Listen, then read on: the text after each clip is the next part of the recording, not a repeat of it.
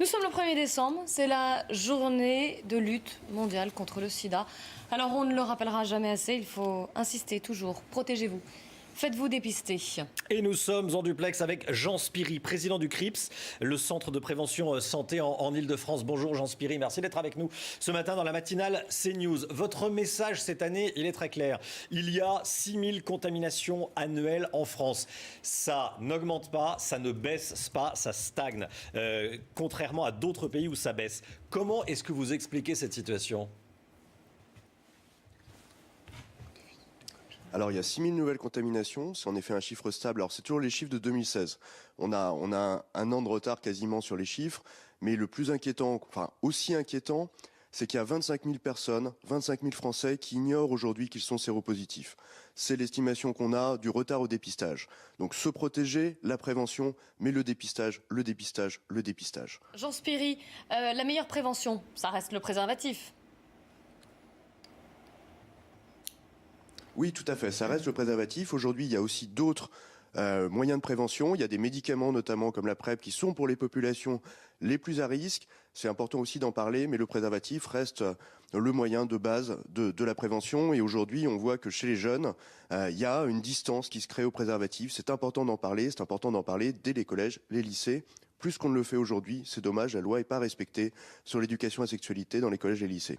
Et il y a deux principales communautés touchées par les contaminations, les homosexuels et les migrants. Comment faire pour que les messages de prévention atteignent ces communautés et soient suivis d'effet ?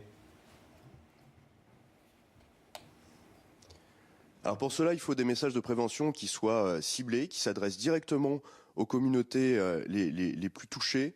Et c'est dommage qu'en France, on ait parfois du mal à faire des campagnes de prévention, des campagnes aussi incitant au dépistage qui soient directement orientées vers ces populations.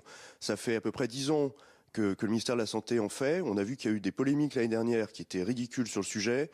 Il faut parler directement à ces populations. Il faut aller aussi vers elles en matière de dépistage. Dans la région Île-de-France, on finance justement des bus de dépistage et des autotests, parce qu'il y a plein de moyens de dépistage aujourd'hui, mais il faut aller directement parler aux communautés les plus concernées. Justement, on a un nouveau président de la République depuis quelques mois, un nouveau gouvernement. Est-ce que ça peut changer quelque chose ? Écoutez, je l'espère. J'espère qu'on aura des annonces fortes. On a une ministre de la Santé qui s'est déjà engagée. Le président de la République a dit plusieurs fois son engagement dans les luttes contre le VIH-Sida, mais maintenant il va falloir passer aux actes. Il faut des moyens. Il faut aussi certaines réformes dans le système de santé. Et puis l'impact mis sur la prévention, on entend beaucoup dire il faut plus de prévention, ça doit vraiment se traduire dans les faits. Et puis je vous dis, ça commence déjà dans les établissements scolaires.